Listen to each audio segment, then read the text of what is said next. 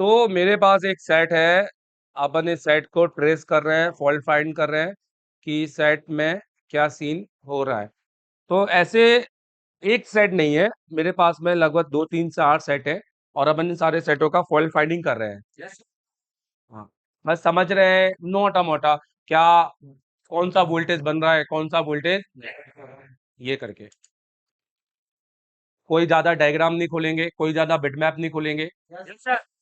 समझ रहे हो ना मेरी बात? हाँ, जहाँ लगेगा वहां खोलेंगे, जहाँ नहीं लगेगा जहां तक काम करेंगे।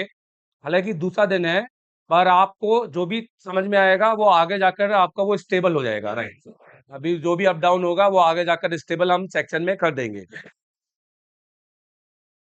तो ये सबसे पहले एक रियलमी का हैंडसेट है, एसपीडी का सीपीयू यहाँ पर लगा हुआ है, यूएमपी यहाँ पर सर्किट है। ये सैमसंग, ये एसपीडी के नए सीपीयू है, यूनिसॉक्स, ये उनका लगा हुआ है। यहाँ पर आप देख सकते हैं स्पेक्ट्रम यूएमपी। अब इसमें जो सीपीयू लगा होता है वो होता है यूनिसॉक्स। क्या होता है यहाँ पर? ये देखिए एसपीडी का यूनिसॉक्स, इस पे कहीं पर भी एसपीडी नहीं लिखा होता है। तो ये सारे सीपीयू अभी एसपीडी के ही है। और एसपीडी ने 4G में अब अपडेट करना बंद कर दिया है। 5G में अब आने वाले जितने भी सीपीयू हैं 4G लेटेस्ट, वो सब यूनिसॉक्स के ही आ रहे हैं ये सारे। पर देखा जाए ये बहुत लो कॉस्ट सीपीयू है ना। इन मोबाइलों में बहुत ज्यादा प्रोटेक्शन, बहुत ज्यादा अच्छे सर्किट नहीं, बाईपास सर्किट है। इनका एफआरपी भी ऐसे ही खुल जाता है। इनके लिए मतलब प्रोटेक्शन बिल्कुल जीरो है। इसमें एमएमसी भी नॉर्मली वे में बाईपास हो जाती है, चार्ज मतलब हम इसको यूज चेंज कर सकते हैं। ऐसा कुछ नहीं कि एकदम कंपेटेबिलिटी आईसी चाहिए। हम तो कोई भी एमएमसी उठा के इसमें डाल सकते हैं, आरपीएमपी की होता नहीं है। सुनने देकर जीरो है, सिक्योरिटी एकदम जीरो है। तो मैं कभी रिकमेंड नहीं करता कि एसपीडी का सर्किट को परचेस किया जाए। अगर आप अच्छे यूजर्स हैं, टेक्निकल रिव्यू रखते हैं, किसी भी सेट को डिस्प्ले और कैमरे को देखकर नहीं खरीदना चाहिए, सीपीयू को देखना चाहिए। क्योंकि वो डिस्प्ले और कैमरे को चलाने वाला कौन है? सीपीयू। नहीं तो फिर वो ले दे के एक कस्टमर के टेक्नीशियन के डिब्बे में बैठा रहेगा ये करके। ओके। तो हम ये जो सेट है हमारे पास, इस सेट में हमने चेक किया है, ये पोर्ट नहीं बना रहा है। मैं अभी ये सब नहीं चेक कर रहा, अब इतना टाइम नहीं लूंगा। ये पोर्ट बना नहीं है, सिंपल सी बात है। तो इसका मतलब है कि इसके अंदर इसका पावर सेक्शन एक्टिव नहीं है। तो पावर में हो सकता है बीपीएच ना हो सकता है बक ना हो, क्योंकि पोर्ट एलडीओ से नहीं बनते, पोर्ट बनता है बक से। अब बक जनरेट हो जाए तो सीपीयू को वोल्टेज मिल जाते हैं, तो पोर्ट बनना क्या हो जाता है? चालू। पर बहुत सारे ऐसे एलडीओ भी हैं जो सीपीयू को मिलते हैं एट द टाइम जब हम चार्जर लगाते हैं या पावर की दबाते हैं, और ये सारे एक्टिव हमारे वोल्टेज को स्टेबल रखते हैं। क्योंकि बहुत सारे ऐसे वोल्टेज है जो सीपीयू को, अगर जैसे सी एक्सओ, तो अगर सी एक्सओ सीपीयू का एक ऐसा वोल्टेज है जिसको बेसिकली अगर नहीं मिला, जिसको एमटीके में एयूएक्स बोलते हैं, ऑक्सिलरी, अगर ये लाइन नहीं मिली तो सीपीयू वोल्टेज तो बनाएगा, बक भी ले लेगा, पर वो सारे वोल्टेज को क्या कर देगा? Up down. तो ये सब कुछ समझना बहुत ज्यादा जरूरी है। तो बट इतना क्लियरिटी हो जाती है कि बक बनना इज वेरी इंपॉर्टेंट। अब वो भले ही अप डाउन बने या, या भले ही ओके बने, बन रहा है मतलब बन रहा है, मतलब पावर तो इतनी ओके है। अब वो बाहर किसी वजह से अप डाउन हो रही है वो एक अलग है, इसलिए बनना इज वेरी इंपॉर्टेंट। ठीक है। अब यहाँ पर होता क्या है कि हम मोटा मोटा क्या क्या वोल्टेज यहाँ पे चेक करेंगे। सबसे पहले हम डीसी रीडिंग देखेंगे। क्या देखेंगे? डीसी। क्योंकि डीसी रीडिंग उन्हीं फोनों की देखी जाती है जिन पर पोर्ट बनता नहीं। क्योंकि अगर पोर्ट बन रहा है तो डीसी रीडिंग देखकर ही कोई मतलब नहीं है। डीसी रीडिंग में वो या तो स्टक होगा या तो रिटर्न होगा 40 से आपका 200 मिली एम्पियर के अंदर। तो हमने यहाँ पर प्लस लगाया है और यहाँ पर हम माइनस लगा देंगे। तो बेसिकली अगर हम यहाँ पर, ठीक है, अब हम यहाँ पर एक बार इसको यहाँ बाहर निकाल लेंगे और सिर्फ यहाँ पे कनेक्टर पे लगाएंगे और यहाँ पर। तो काम तो देखा जाए तो जैसे कि हर जगह पेस्ट यहाँ पर दिखाई दे रहा है, काम तो हुआ है। यहाँ पर भी पेस्ट, यहाँ पर भी दिखाई दे रहा है, कहाँ क्या काम हुआ है ये नहीं पता है। नेटवर्क सेक्शन के पतरे खुले हैं, तो नेटवर्क सेक्शन के पतरे दो कंडीशन में खुले होते हैं। समझ में आ रहा है भैया? आप या तो नेटवर्क रिपेयर कर रहे होगे, या तो आप कोई शॉर्टिंग वॉटिंग ढूंढ रहे होगे, अदरवाइज नहीं तो नेटवर्क सेक्शन कोई खुलता नहीं है।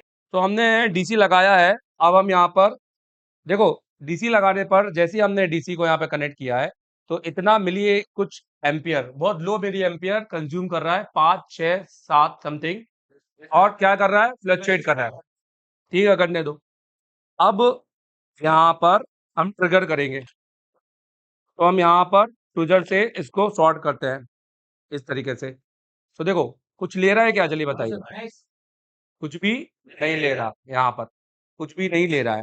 अब यहाँ पर कुछ लेगा तभी ना, जब बेसिकली हो सकता है कि कोई वोल्टेज ही ना बन रहा हो। हेलो, अब हम इसको एक बार फिर से चेक करते हैं, और अब हम इसके बेसिक वोल्टेज चेक करेंगे। क्या चेक करेंगे बताइए, बेसिक वोल्टेज। देखो, इस सेट का कोई डायग्राम नहीं है, ये बिना डायग्राम वाला सेट है, ये रियलमी का सेट है, ये इसके डायग्राम नहीं होते हैं। इस पर आपको तजुर्बे से काम करना होगा बेसिकली।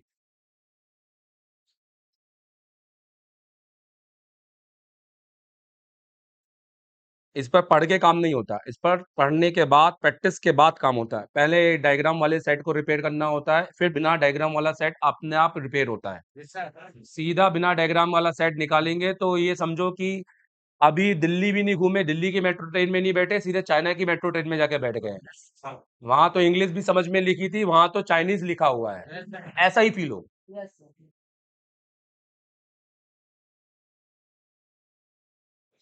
अब हमने फिर से ट्रिगर करेंगे, ये हमने लगा के रखा हुआ है, और ट्रिगर पॉइंट में कोई भी नहीं आ रहा, तो इसका मतलब ये, इसको हम बोलते हैं नो बूटिंग। क्या बोलते हैं, नो बूटिंग।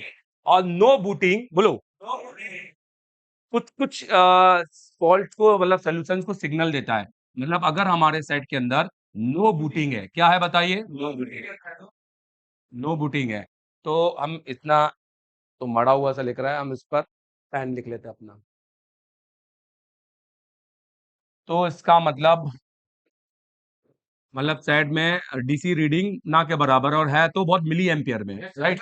6 7 समथिंग ये है, मिली एम्पियर है। डन। अब इसका मतलब नो बूटिंग के टाइम पर, या सबसे पहले बोलो, अब क्योंकि डीसी से तो कुछ हो नहीं रहा है, तो हम चार्जर लगाएंगे। क्या लगाएंगे, चार्जर।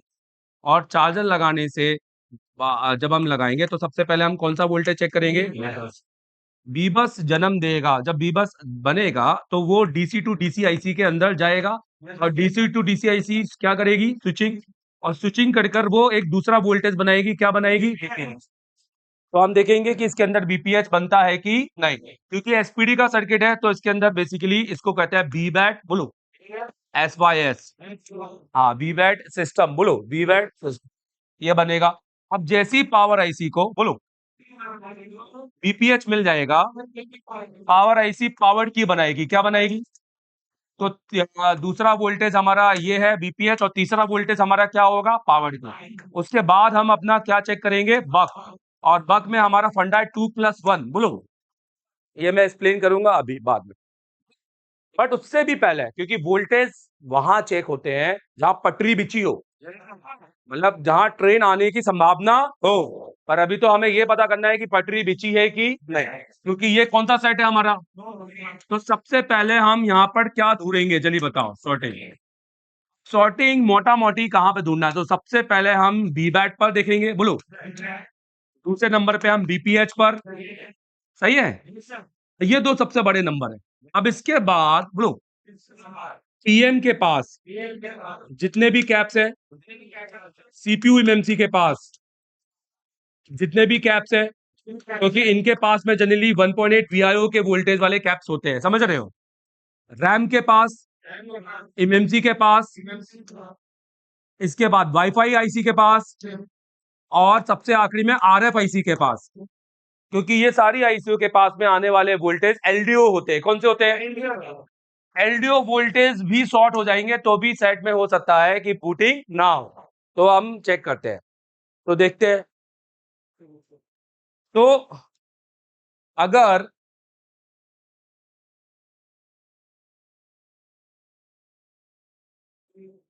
सबसे पहले हमने अपने फोन को डायोड मोड पे रखा हुआ है,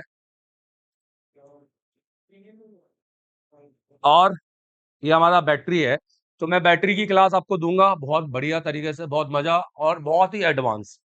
आप ने कभी सोचा भी नहीं होगा कि कोई ऐसा बैटरी सेक्शन पढ़ा सकता है। हाँ, तो यहाँ पर हम डायोड मोड लेंगे तो हमें आ रहा है एक रीडिंग हमें, अगर यहाँ पर हम बात करेंगे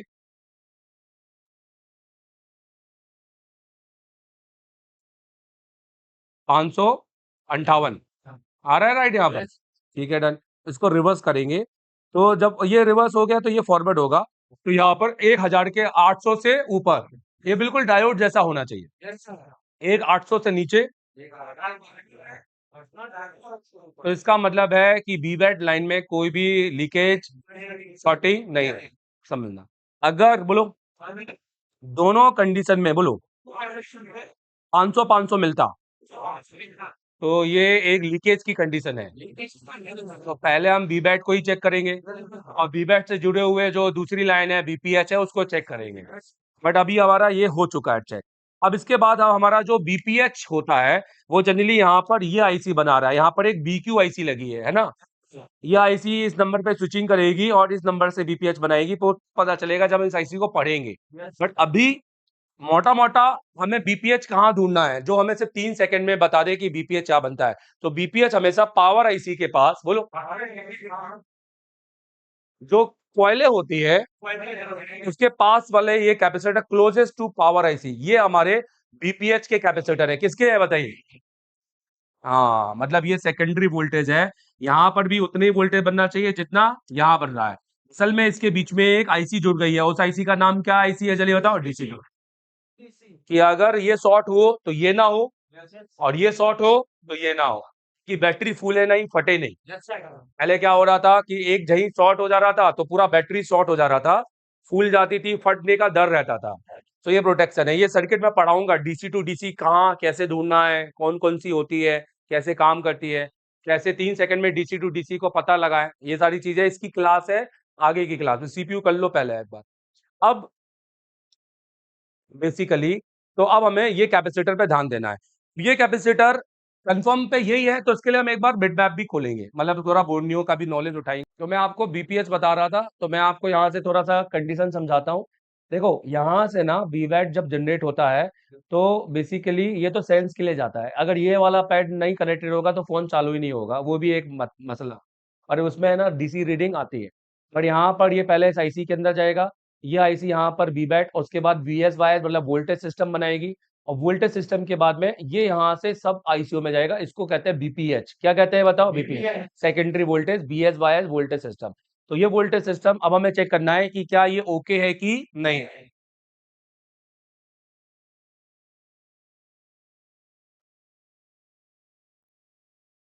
तो ये वायर हटाओ सामने से यार, थोड़े मीटर के ऐसा रख सकते हैं क्या। अच्छा, ठीक है। तो अभी हमने यहाँ पर देखा, अब हम यहाँ पे देखेंगे। तो कैपेसिटरों को ना कभी भी जब चेक किया जाता है तो कैपेसिटर को ऐसे रख के चेक नहीं करना है, ऐसे रख के चेक करना है। एक सिरा कहाँ रखना है, ग्राउंड पे, और अब चेक करना है। तो यहाँ पर अब देखो क्या आ रहा है, जीरो। पहले ग्राउंड की रीडिंग देखो, जीरो। और यहाँ पर देखो कितना आ रहा है, जीरो। मतलब यहाँ पर भी जीरो। इसको कहते हैं शॉर्टिंग। मतलब यहाँ पर हमारी सेकेंडरी लाइन क्या है, शॉर्ट।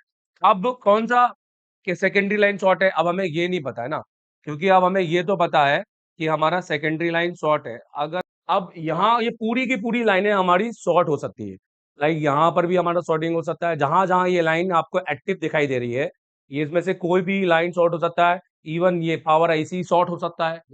तो शॉर्टिंग कहीं से भी हो सकती है। तो क्योंकि अब हम यहाँ पर बिल्कुल यूज कर सकते हैं रोजिंग और 5 वोल्टेज या 4-5 एम्पियर, क्योंकि ये एक 4 वोल्टेज की लाइन है। कौन सी लाइन है बताइए, 4। अगर मान लेते सपोज कोई एक कैपेसिटर शॉर्ट होता, क्योंकि जब ये शॉर्ट नहीं होता ना तो मैं सारे पावर के पहले यहाँ के सारे कैपेसिटर चेक करता, सब कुछ एक एक करके चेक करता। अगर मान लेते कि यहाँ पर ये कैपेसिटर बस शॉर्ट होता, ये कैपेसिटर बस शॉर्ट होता, तो हम ये कैपेसिटर पर डायरेक्ट कोई भी वोल्टेज इंजेक्ट नहीं करते, क्योंकि पहले हम अपना पहले समझते ये कौन सी लाइन है। क्योंकि ये लाइन अगर दोनों पे जुड़ी है तो ये अगर ज्यादा 5 एम्पियर दिया तो ये आईसी जा सकता है। तो अभी तो इंजेक्ट कर सकते हैं, क्योंकि बीपीएच बोलो पावर में पावर से निकलता है, पावर मेन पावर को जाता है, और बेसिकली वो आपका सीपीयू और एमएमसी के अंदर जाता नहीं है। ये देखो, तो आप सेफली आप यहाँ पर दे सकते हो पूरा वोल्टेज। तो अगर कोई आईसी जाएगी भी तो समझ में आ जाएगा। तो पंखा बंद करो दोनों। तो हमारे पास दो रास्ते हैं। अब यहाँ पर थर्मल कैमरा यूज नहीं होगा, थर्मल कैमरा काम नहीं करेगा, क्योंकि थर्मल कैमरा काम तब करेगा जब थोड़ा वो डीसी ऑटो रीडिंग लेगा। और ये सेट तो ऑटो रीडिंग ले ही नहीं रहा है, तो यहाँ पर थर्मल कैमरा काम नहीं करेगा। आप समझ रहे हो ना मेरी बात?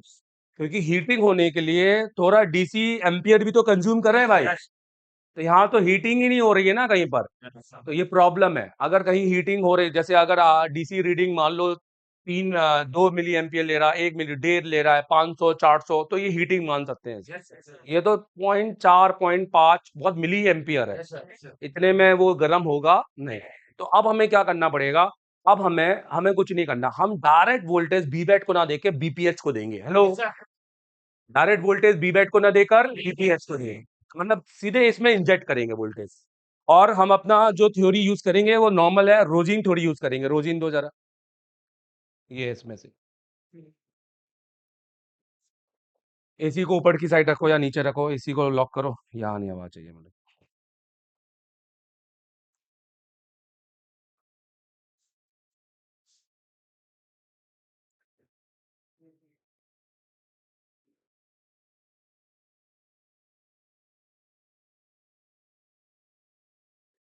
अब हम यहाँ पर देखते जाएंगे कि अरे भाई, ये बोर्नियो का हिसाब किताब पता करो कि ये आता कहाँ से भाई। ठीक है, अब ये एक यहाँ पर रोजिन लगा देंगे थोड़ा, एक ए वाले सेक्शन में रोजिंग लगाएंगे। चलो इसको ऐसे ही रखते हैं।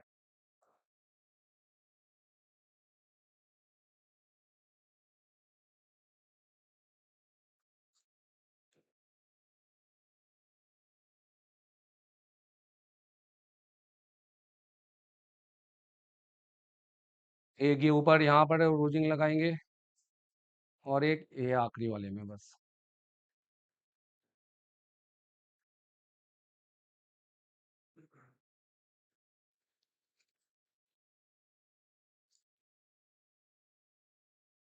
यहाँ तो कुछ भी नहीं है।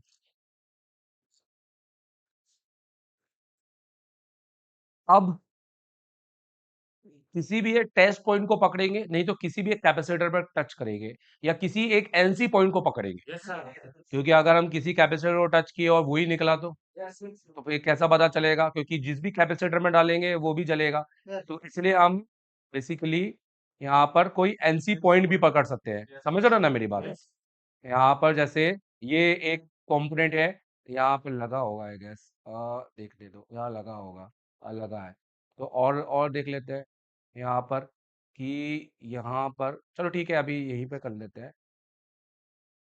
अरे यार कहाँ चला गया? इधर, इधर ले,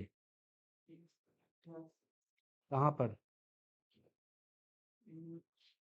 अरे रहने दे, पहले रहने दे, मत कर उसको, समझ, टेक्निकली समझना पड़ेगा तेरे को। समझ लेगा तू, टेंशन नहीं है।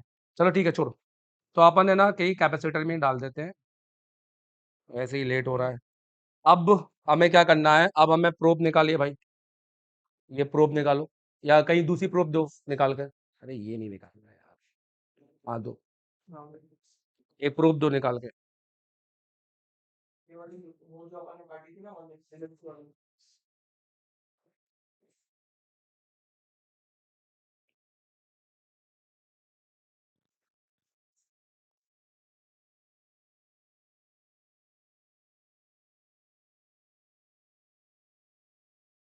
फिलहाल 5 एम्पियर ले रहे हैं, नहीं होगा शॉर्ट कलर ही लेंगे। फिर नहीं हुआ तो मेन पावर आईसी निकाल के करेंगे, क्योंकि पावर आईसी जब तक नहीं निकालेंगे तब तक नहीं चलेगा।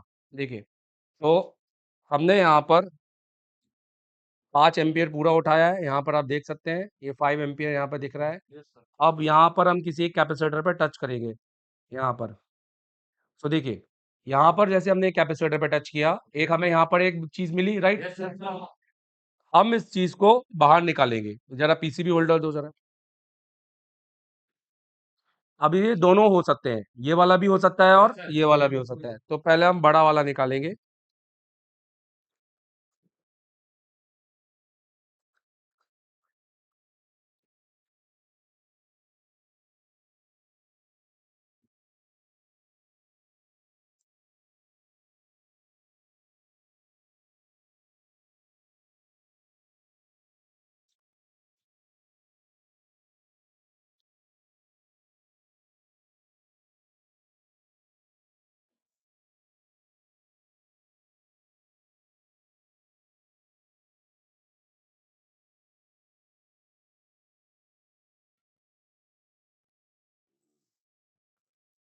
और ये गया। अब ठंडा करेंगे, एक बार फिर देखेंगे, अगर अभी भी शॉर्ट है तो वो छोटा वाला निकालेंगे।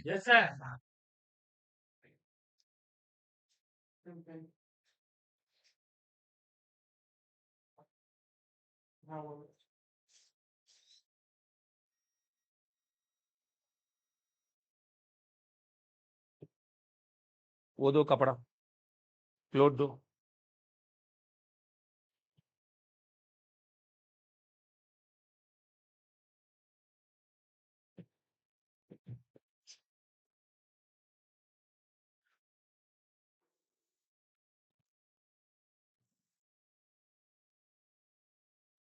ये हटाओ सारे बार, नीचे वाले दो बार हटाओ, ये हटाओ।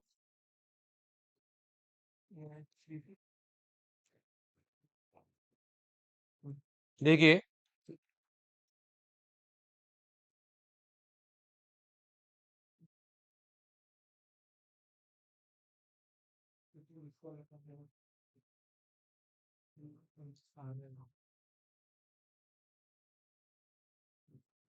देखो यहाँ पर अब हमें क्या मिल रहा है, जी हाँ, मतलब ये कैपेसिटर हमारा शॉर्ट होने की वजह से ये पूरी लाइन पे क्या आ रहा था, शॉर्टिंग। अब इसको हम एक बार देखेंगे कि क्या ये चालू हालत में आ रहा है कि नहीं आ रहा।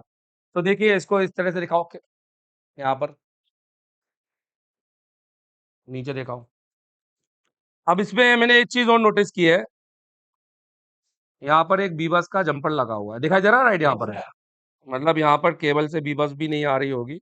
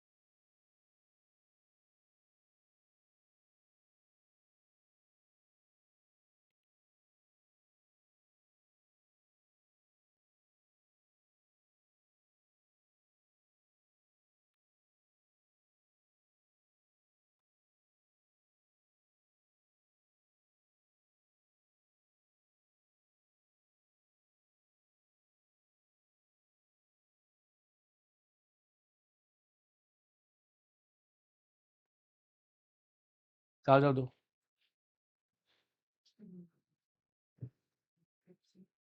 Normal V8।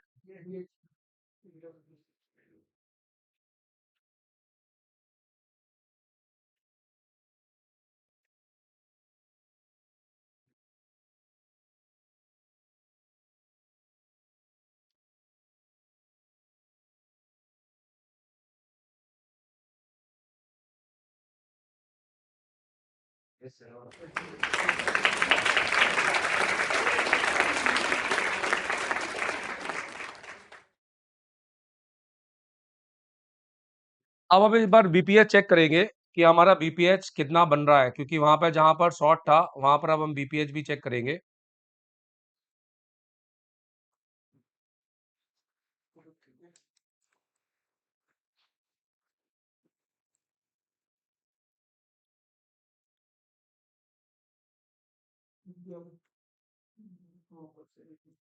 देखिए 3.6 मतलब ये वोल्टेज हमें मिलना चाहिए प्रॉपर। अब इसमें है ना एक फायदा है, जैसे अगर हम यहाँ पर, जैसे इसमें मेरे ख्याल से ग्राफ आएगा कि नहीं आएगा नहीं पता, नहीं ये डीसी के लिए खाली, ठीक है भाई। ठीक, तो ये केस स्टडी आप लोग को कैसी लगी मुझे बताइए। हाँ दोस्तों, अगर आप आईसी सीपीयू पे काम नहीं करते हैं, अगर आपके घर में वीवो के सेट आ रहे हैं, सैमसंग के सेट आ रहे हैं, आपका रेडमी के सेट आ रहे हैं, फिर भी आप काम नहीं कर पा रहे हैं, आप सर्किटों पे काम नहीं कर पा रहे हैं, ये वो सर्किट है जिनके कोई भी डायग्राम नहीं होते, फिर भी हम क्लास में बताते हैं, तो आप क्लास में आइए ना, आप स्टूडेंट के साथ में बैठिए ना। अभी हमारी क्लास हुई है और अभी हमने स्टूडेंट को खाना खाने के लिए भेजा, अब उसके बाद में फिर एमडी सर क्लास लेंगे हमारे साथ। अच्छा ये है कि हम थ्योरी सिखाते हैं प्रैक्टिकल के साथ, मतलब थ्योरी प्लस प्रैक्टिकल तो होता ही है, प्लस उसके बाद फिर हम प्रैक्टिकल कराते हैं और उनको डायग्नोस कराते हैं। और हम जब फाइनल डायग्नोस कराते हैं, जब उनका ब्लैक पेस्टेड 30 दिन में लाइव पावर, 14 दिन में सीपीयू, और ब्लैक पेस्टेड सीपीयू कंपटीशन भी करवाते हैं, और ब्लैक पेस्टेड के बाद हम उन्हीं के डेट सेट उन्हीं से डायग्नोस कराते हैं, ताकि उनको तब समझ में आए कि यार हम क्या सीखे हुआ। और मैं आपको टेक्नीशियन टीचर बनाऊंगा, और ये कोई 20 दिन का, ये कोई सीपीयू रिवॉल्व वाला कोर्स नहीं है, ये पूरे 1 साल का टीचर वाला कोर्स है। तो मुझसे पढ़ो, मैं हूँ 10 साल से ज़्यादा का एक्सपीरियंस रखने वाले टीचिंग फील्ड में, सिर्फ टीचर का एक्सपीरियंस है मुझे, टीचिंग का एक्सपीरियंस है, तो आप मुझसे पढ़ सकते हैं।